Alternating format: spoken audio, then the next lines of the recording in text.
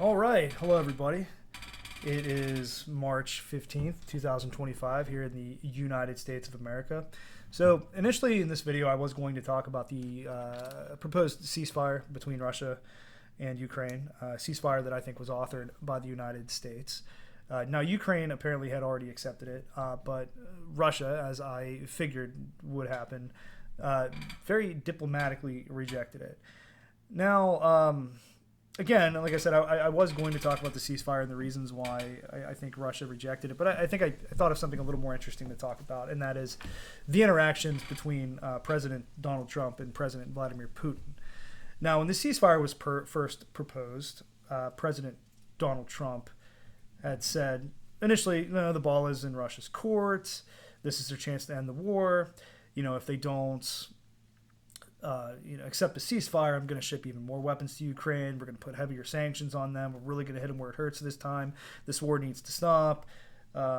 President Trump initially it made the comment that this war is being fought over nothing, that it's time for it to come to an end, and he was behaving in a way that it seemed like he was trying to coerce the Russians by force into signing a ceasefire, even if it wasn't to their advantage, which I believe it wouldn't have been to their advantage if you're the Russians. If you take a look at what was actually being proposed, it was essentially an immediate ceasefire across the line of contact for 30 days with no restrictions on the Ukrainians being able to re-equip and rearm their forces. And then President Trump even said that he's going to send arms and ammunition and intelligence to the Ukrainians again, which essentially would signify that, yes, this 30-day ceasefire is the opportunity that they need to rearm and re-equip and rest and rotate their forces. Take divisions and whatnot away from the front lines that have suffered heavy casualties, replace them with fresh divisions, or bring in replacement troops for battle-weary parts of their military. So, everyone who has any kind of reasonable grasp of foreign policy knew that the Russians were probably going to reject this. And I think one of the reasons why the Ukrainians accepted this in the first place is because they knew the Russians wouldn't accept it. And I think in the mind of President Zelensky is, well, this would show to the world that the Russians can't be reasoned with. Look, we're offering them a ceasefire. They just defeated us at Kursk. We're on our knees saying, hey, let's stop the fighting.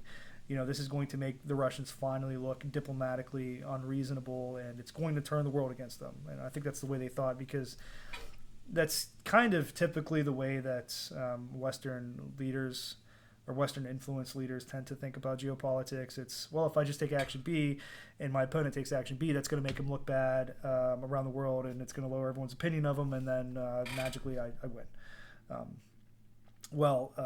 As most people predicted, Vladimir Putin seems to have rejected the ceasefire very diplomatically, and basically, brought up all their Russia's security concerns in regards to a ceasefire, saying that, well, who's going to monitor the ceasefire? The Ukrainians going to be allowed to re-equip and rearm, because keep in mind, at this point, Russia's clearly winning the war, and the Ukrainians just lost the Battle of Kursk 2024 pretty clearly and pretty decisively, I would say. Now, just real quick, when I talk about the Russia-Ukraine war, I am not advocating for one side or the other. I am not emotionally invested in this war. I want it to stop because it's two Orthodox countries killing each other. And me, as an Orthodox Christian, I don't want to see that. But I also look at these situations in the most realistic way. Like when it comes to foreign policy and international relations and politics in general, I'm a realist. I'm not an idealist.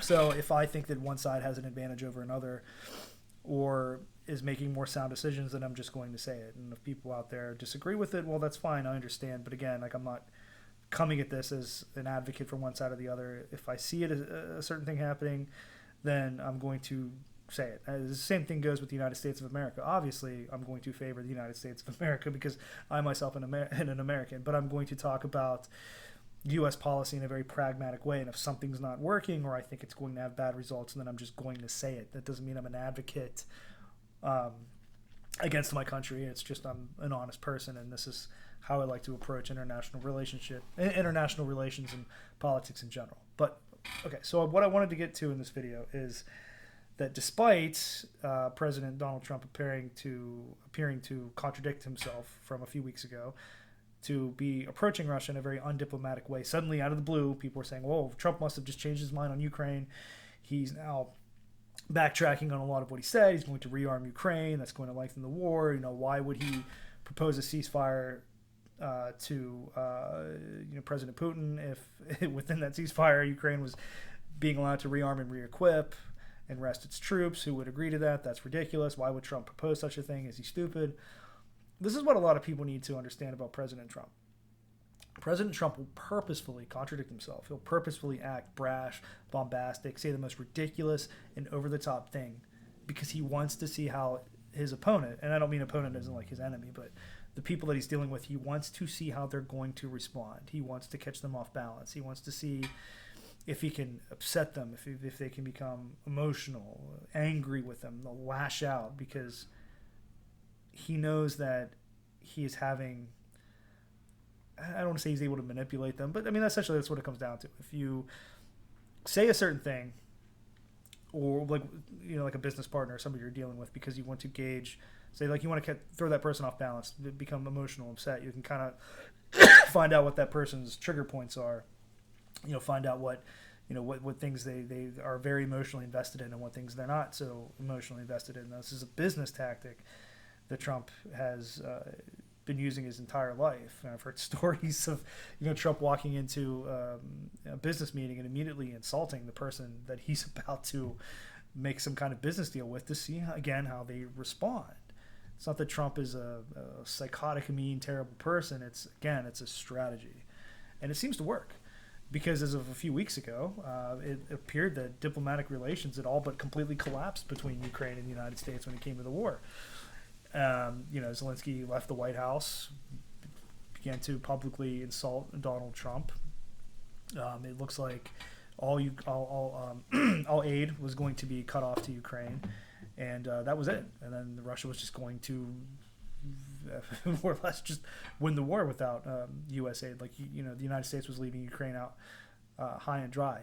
Now, that's what Donald Trump wanted Zelensky to think because he wanted to see how Zelensky would react. He wanted to see how Ukrainian politicians would react to Zelensky reacting like that. Perhaps they could find a successor to Zelensky that they could support if somebody would come up to the government and contradict Zelensky, maybe talk about how Zelensky's being undiplomatic and maybe that person should be in charge of the country instead. Like, this is, again, like what Trump is keeping in mind, and this comes from the business world. Again, like he wants to find every conceivable advantage he can find in sorry, I'm still kind of sick.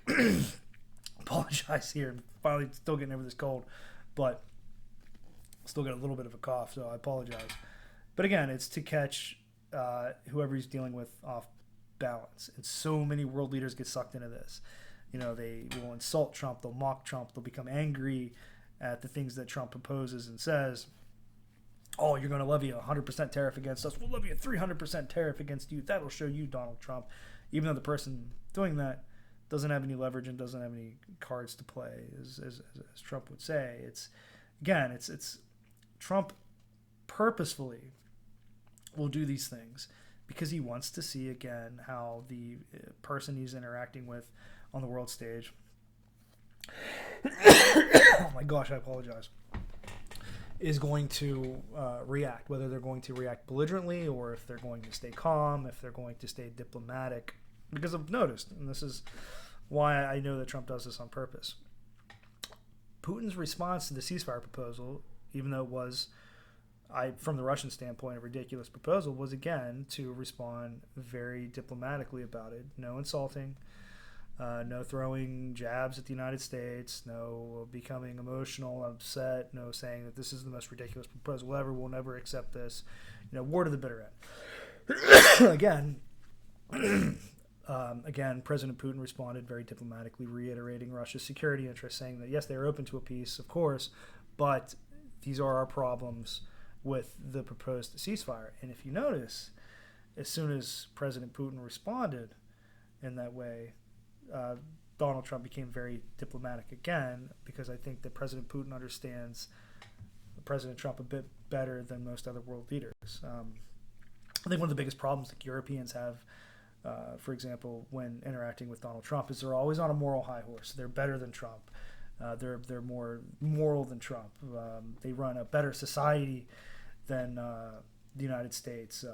They're enlightened. They're postmodernist, post-state idealists, and Trump is not. But they can't help but present that in their dealings with Trump. They think he's some kind of barbaric savage. They can never give him any kind of credit for anything. They're smarter than him. They're better than him. And Trump knows that they feel this way about him. And he constantly catches them off balance. He constantly says things that get them to respond in the way that he's looking for it, to get them to respond non-diplomatically, to get them to become upset, to get them to make threats, to get them to talk about how they're going to levy tariffs and they're going to hurt the American economy and they're going to do this and they're going to do that. But in all reality, again, when you're dealing with the three main, major world powers, is Russia, China, and the United States generally have all the cards when it comes to foreign policy, and nobody else really has any.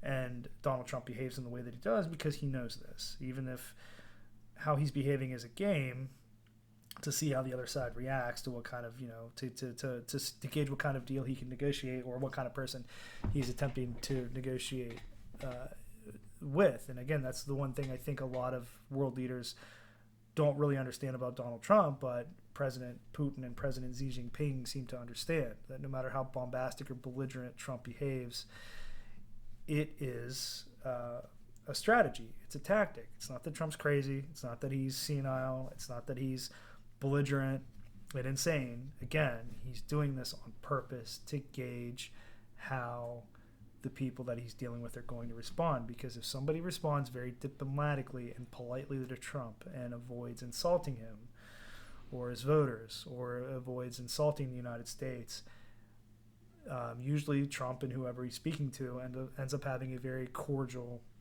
and practical and good relationship. Like, despite our basically being in a proxy war with Russia, President Donald Trump and President Putin seem to have a very cordial, non-antagonistic relationship, again, because Vladimir Putin understands how to talk to Donald Trump and how to deal with Donald Trump. Same thing with Xi Jinping, despite the fact the United States and China are vying for control of the Pacific. And the United States sees China as a direct threat to its control of the Pacific, because Xi Jinping, again, understands how to talk to Donald Trump, that we are, I'd say, less likely to go to war. There's a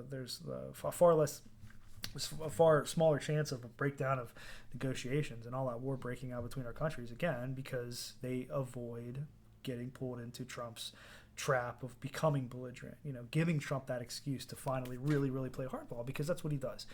He waits for a world leader to become belligerent and upset with things that he's proposing.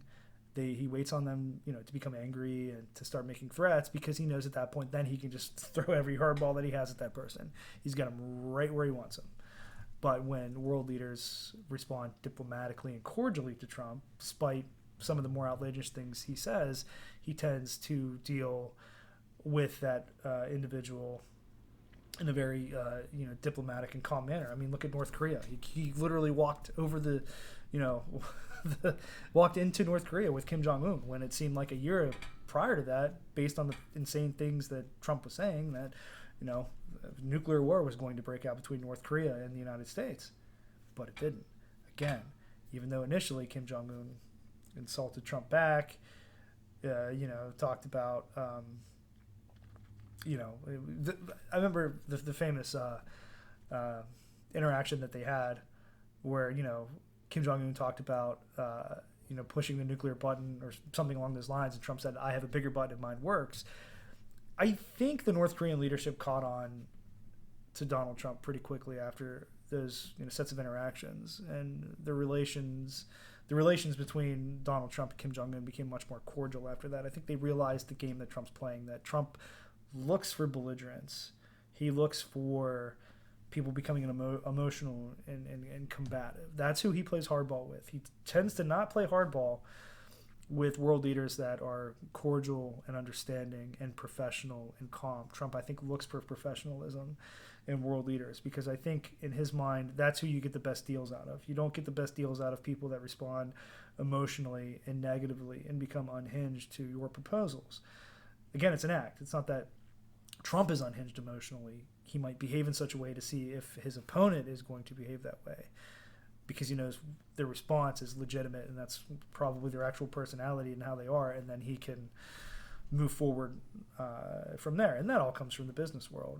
If you're going to make any kind of deal with somebody, you want to find the most level-headed, practical, and pragmatic people to deal with. Somebody who's going to be honest about looking out for their own interests, somebody who's going to consider yours at the same time, and somebody who's not going to come off as dishonest and unstable, and somebody who's going to become over emotional in decision making and make a poor decision. Because when it comes to international relations, like, you want to have, and any world leader wants to have, wants to be as detached emotionally from the decision they're making as possible, that want to be as diplomatic as possible, as pragmatic as possible, as realistic as possible. And I think that is one of the reasons why, again, Vladimir Putin and Donald Trump, despite the adversarial situation between the United States and Russia, have a fairly cordial relationship and maintain one. And I think that bodes well for long-term peace between our nations, if a peace deal can be worked out in the next 4 years. And that's why I think while Trump is in office, like, you're not going to see a major war between the United States and China, again, because despite Trump's belligerence, the world leaders of these other nations understand the game that he's playing and how to deal with them. As I mentioned before, when Putin very diplomatically rejected the ceasefire proposal, Donald Trump did not, he dropped his belligerence. He looked at it as, okay, we're having very promising talks are going well. Like, he said this, he kind of took his foot off the gas a little bit, because again, I think he's waiting to gauge how Vladimir Putin was going to respond to this proposal, and then see how they were going to move forward from there. Now, he's responded fairly reasonably, I would say, for a leader in his position. So Trump responded in kind. And I think this is the one big advantage that Donald Trump has on the world stage, is that he's essentially dealing with a bunch of children. And I think many people watching this video would probably disagree. If you look at the approval ratings of European politicians, it's bad for the most part, except for, countries like Hungary and Slovakia and some of the former Eastern Bloc countries. Most prime ministers and presidents in Western Europe are pretty well despised by their populace. They don't know how to govern. They're not pragmatic about anything. They're not diplomats. They're not statesmen. They're idealistic bureaucrats that don't understand their own people and don't understand how to interact with other people on the world stage. And I think that Trump will continue to take advantage of that for as long as he's in the White House, unless these leaders really wise up and understand the game that he's playing. Like I said, Vladimir Putin has figured that out. Xi Jinping has figured that out. I think Kim Jong-un figured that out a while ago. There's a certain way that you want to interact with Donald Trump to get the best deal out of the United States as possible. And then there's the absolute wrong way you want to interact with the United States while Donald Trump is currently holding the office of president. But anyways, that's all I really wanted to talk about in this video. Again, as I mentioned before, I'm not advocating for one side or the other. I'm just looking at this in the most realistic way possible. And these are my honest opinions on the interactions between Donald Trump and Vladimir Putin and other world leaders. I'm not up here cheerleading for anyone. Like I said, from my point of view, being a pragmatic realist and not an idealist when it comes to international relations, this is what I see. But anyways, if anybody out there liked the video, leave me a like. Subscribe to my channel. I'm going to continue to put out videos every Wednesday and Saturday, unless something comes up with my schedule that I can't. I would like to start making more videos, maybe 3 or 4 a week, but I need to get things situated with my work schedule a little bit more. But anyways, hope everyone out there has a great day, and until next time.